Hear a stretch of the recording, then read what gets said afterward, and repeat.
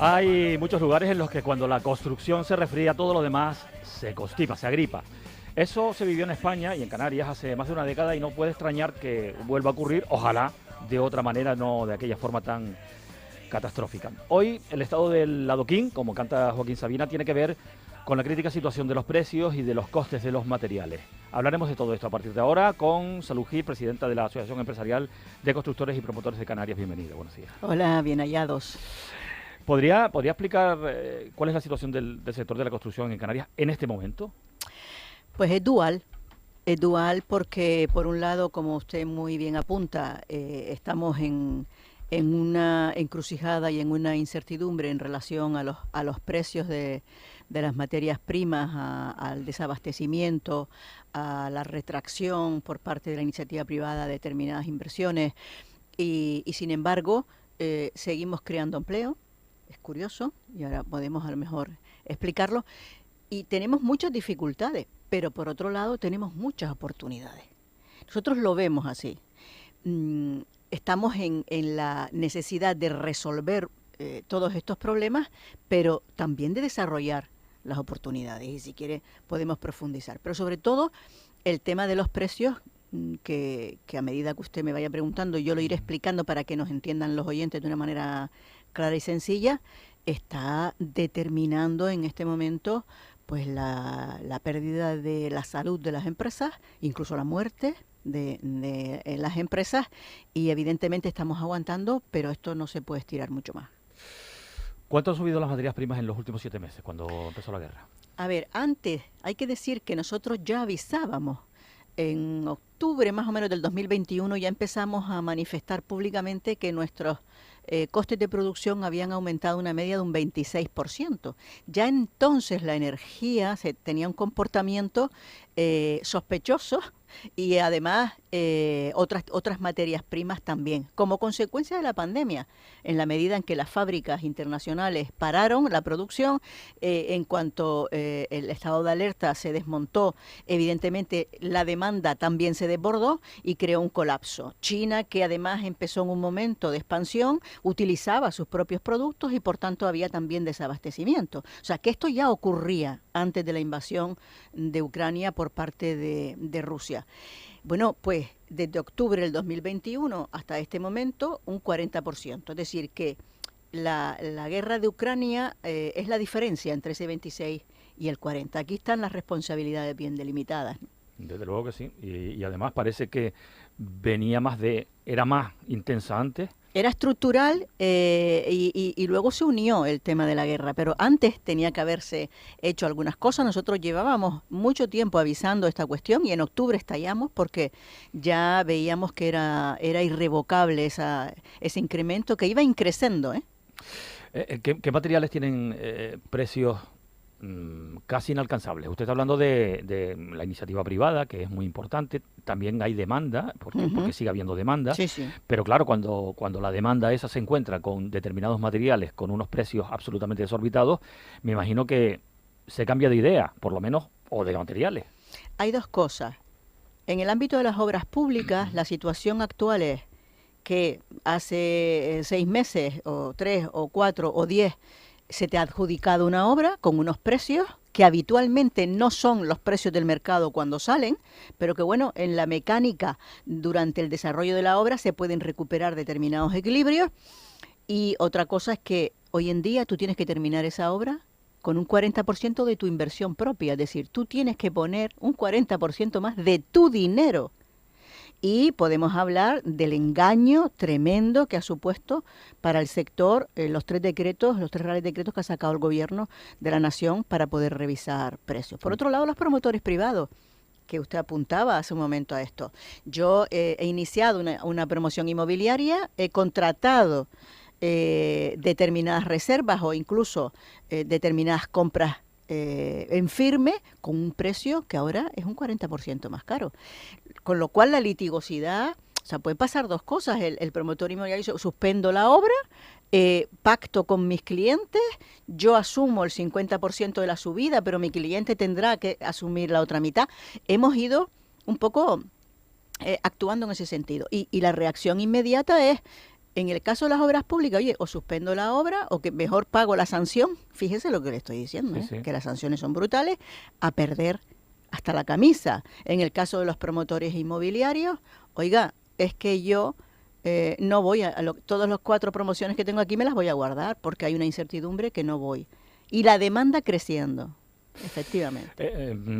Hacía una crítica, pero quisiera que profundizara esos reales decretos que intentaban, en fin, corregir una situación que evidentemente no se ha corregido. Bueno, nosotros pensábamos que el Ministerio de Movilidad y Transporte, el que era antes de Fomento, el de las Obras Públicas, para que nos entendamos, estaba siendo sensible con nosotros, porque somos bastante reivindicativos, pero también muy, muy profesionales, y demostramos determinadas cuestiones. Hacienda se oponía constantemente, el Ministerio de Hacienda, pero bueno, al final se consiguió sacar un Real Decreto de revisión de precios que a nosotros no nos gustaba. No nos gustaba porque solamente sacaba la energía, y además solo metía 3 elementos fundamentales: el aluminio, el cobre, y los productos bituminosos. Si todos nos podemos hacer una idea, era una subida dirigida a las infraestructuras públicas de carreteras, con lo cual además se nos exigía que tuviera seguir un umbral del 5% sin tener ningún elemento de los otros materiales dentro de esa fórmula. Se consiguió reformarlo, un segundo Real Decreto. En el segundo Real Decreto, que creíamos que nos habían hecho caso, lo que hicieron fue meter a AENA. ¿De acuerdo? ¿Para qué? Pues para que las obras de AENA sí pudieran ser revisadas. En definitiva, esos Reales Decretos se han hecho para el propio Ministerio, para su entidad pública que se llama ADIF, y no para el 97% de las empresas españolas, porque solo el 3% de las obras de este país han podido revisar los precios, lo cual es muy, muy grave. ¿Eso se puede corregir todavía? Sí, estamos apretando bastante porque también nosotros como territorios, porque todo hay que decirlo, dentro de la Confederación Nacional de la Construcción hay grandes constructoras, pero hay luego territorios nosotros que tenemos, pues nuestro tejido productivo, y a nosotros nos corresponde que esté en la impronta de las reivindicaciones de nuestra Confederación Nacional, estén los territorios y estén las empresas pequeñas y estén las pymes.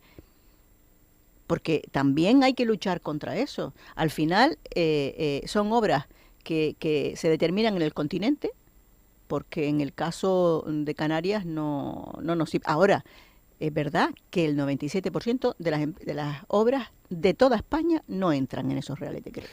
¿Se está produciendo un frenazo al desarrollo de la construcción? Frenazo, yo no diría un frenazo, ¿de acuerdo? Porque hay elementos que esa es la contradicción. Yo antes le decía, seguimos creando empleo. Luego hablamos de eso. Claro, vamos a ver, ahora mismo ha subido un poquito la licitación, pero claro, a lo mejor sube un 30% la licitación, pero ¿sobre qué cantidades? O sea, nosotros teníamos una encefalograma plano prácticamente en la inversión pública, y ahora pues se va poniendo poquito a poco dinero y a lo mejor resulta que hay un 40% más de licitación, pero que no es en absoluto significativo. En segundo lugar, son obras que salen sin revisarse los precios. Se están quedando desiertas las obras. Está hablando de licitaciones públicas. Licitaciones públicas, concursos mediante los cuales las empresas se presentan con sus ofertas para infraestructuras, colegios, carreteras, hospitales, en fin, infraestructuras sociales, equipamiento comunitario. Pero esto se viene discutiendo, ese tema está sobre la mesa desde el principio, incluso desde antes de la guerra, cuando ustedes empezaban a demandar estas cuestiones y decían, cuidado a la administración porque están quedando desiertas las licitaciones públicas, y esto evidentemente sí que afecta a la ciudadanía, al administrado, efectivamente. Y no solamente porque son infraestructuras que le corresponden como ciudadanos y servicios, sino también el empleo.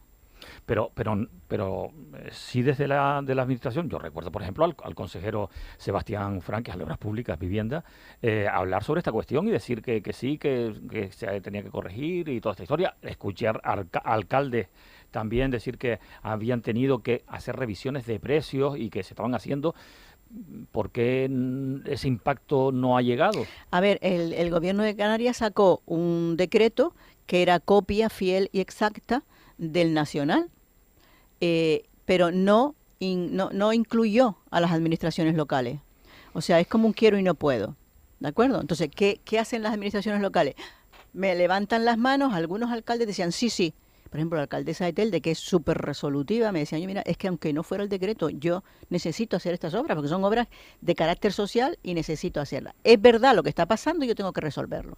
Y como tengo tesorería, lo resuelvo. Pero esto no es la generalidad. Los ayuntamientos no revisan, no, a ver, es que no sé el procedimiento, cómo es. Oiga, pues usted estúdieselo. Hablé con la FECAM y la FECAM al final saca también un dictamen maravilloso de un montón de páginas que al final pone, hagan ustedes lo que les da la gana. Con lo cual, o sea, aquí hay una cobardía clarísima, hay una afección directa a los presupuestos que evidentemente retrae a los ayuntamientos, pero nosotros estamos teniendo mucha paciencia, pero la paciencia tiene un límite. ¿La cobardía esa de la que usted habla es política solo o también es funcionarial, técnica? A ver, es política porque yo entiendo que cuando alguien ocupa un cargo público tiene que ser lo suficientemente líder como para sacar sus objetivos adelante. Echarle la culpa a los funcionarios. Oiga, sí, ya sabemos todas las leyendas que hay. Hay funcionarios que son estupendos trabajadores y profesionales y habrá otros que no, como en el mundo real.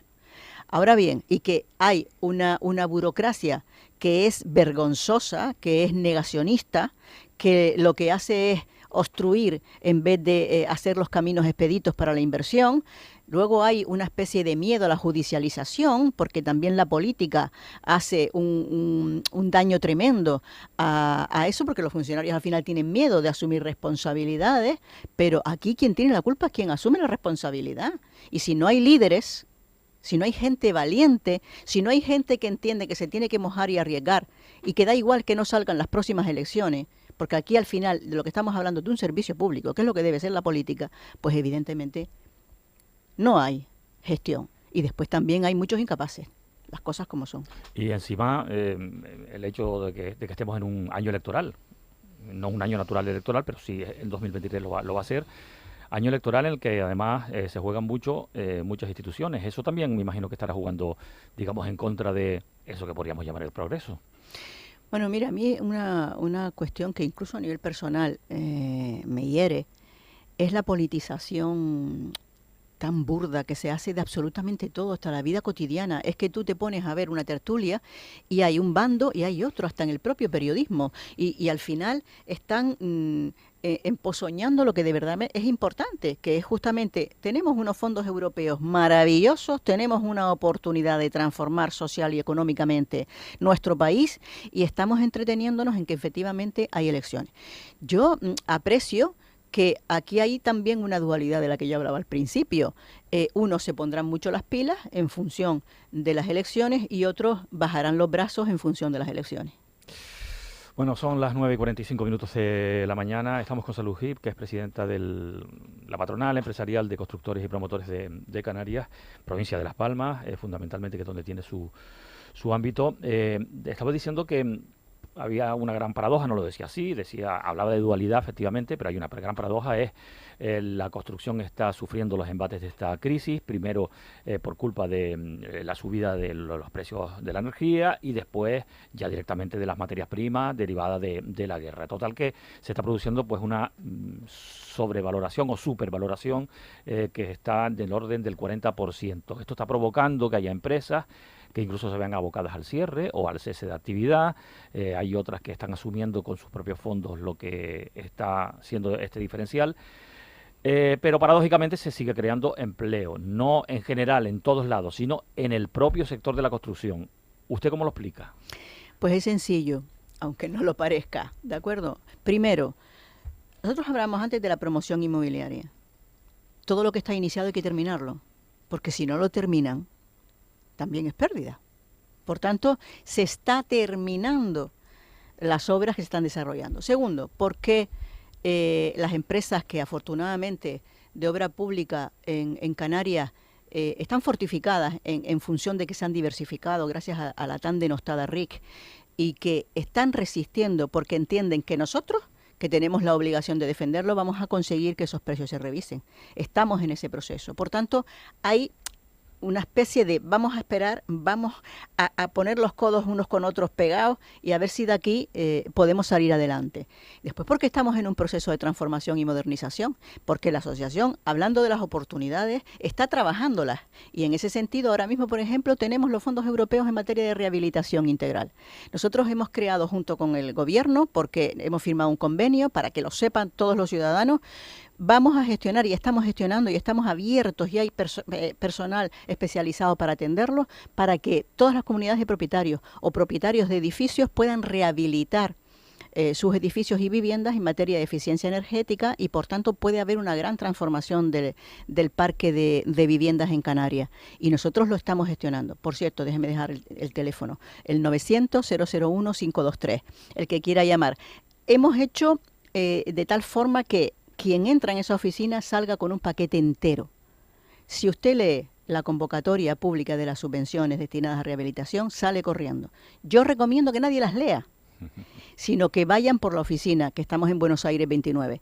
¿Por qué? Pues porque desde el minuto 1 hasta que se presenta el documento e incluso después de presentado, la asociación acompaña durante todo ese proceso y defiende ese expediente hasta el minuto final.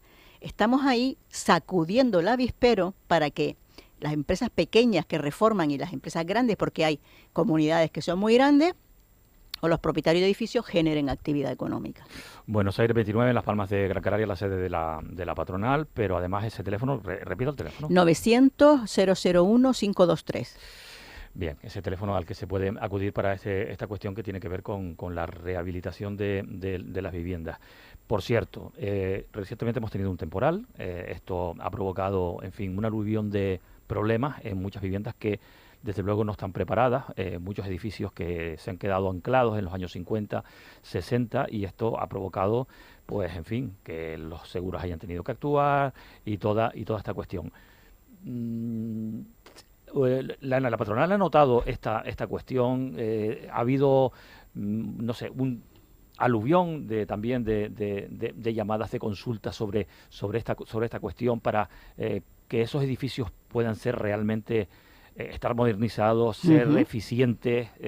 Ahora mismo, en 15 días que tenemos la oficina técnica abierta, porque precisamente estas ayudas europeas que pueden llegar a 20.000 euros incluso por vivienda y en los edificios puede llegar incluso si se reduce, porque el objetivo es reducir el consumo energético, puede llegar hasta el 80% de la inversión. Y si usted luego tiene además unas restricciones y unas bonificaciones en Hacienda, puede llegar al 90%. Justamente es la oportunidad para que todos esos edificios, mira, el 50% de los edificios, que son 1.050.000 edificios los que hay en Canarias, el 50% no cumple con el Código Técnico de la Edificación porque son anteriores a esa normativa y están en esa situación. Justo es eso, arreglar cubiertas, arreglar fachadas, cambiar ventanas, meter aerotermia dentro de las viviendas para ahorrar muchísima energía, poner placas fotovoltaicas. Justamente se trata de poner al día los edificios. Eso es un referente y objetivo de sostenibilidad y transformación que desde el punto de vista de la transición ecológica también y la sostenibilidad marcan los fondos europeos. Al margen de esta cuestión, que bueno, que es otra oportunidad, efectivamente, para el sector de la construcción, usted decía que se está haciendo una especie de tour de force entre todas las partes para tratar de terminar todo lo que está empezado, porque si no, efectivamente, las pérdidas son muchísimo peores.